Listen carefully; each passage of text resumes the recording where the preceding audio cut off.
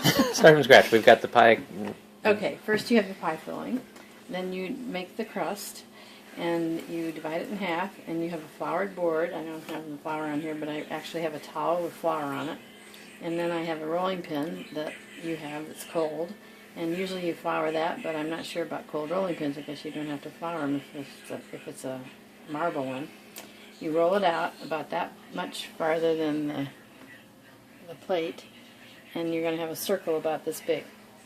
So then you put it inside and you press the bottom down. You dump the filling in. You put some dots of butter on the top, about a tablespoon total. And then you roll the second round out. And the second round is going to be the same size, just about that much bigger than the pie. And then after you get that in a circle, and if you roll too much in one corner, you can slice it off and add to it and just make it perfect if you want. And then you take a knife and you take the circle and you cut down the middle, and then you make these little slashes in the edges so that the pie can breathe. And this is the tricky part. Then you take your rolling pin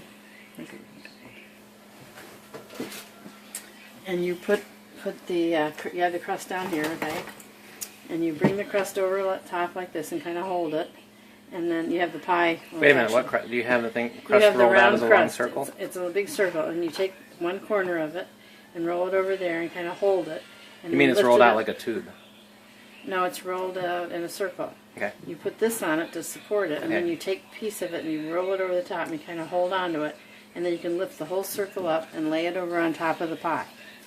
And then you take the edges, too bad you didn't see that, and you fold them over and you just get everything done first like this, all the way around. And then you go back and you pinch it with your fingers like this, just pinching, and make sure it hugs the edge of the pie pan. And then you sprinkle it with some cinnamon sugar. That's what I did. That's why it looks brown.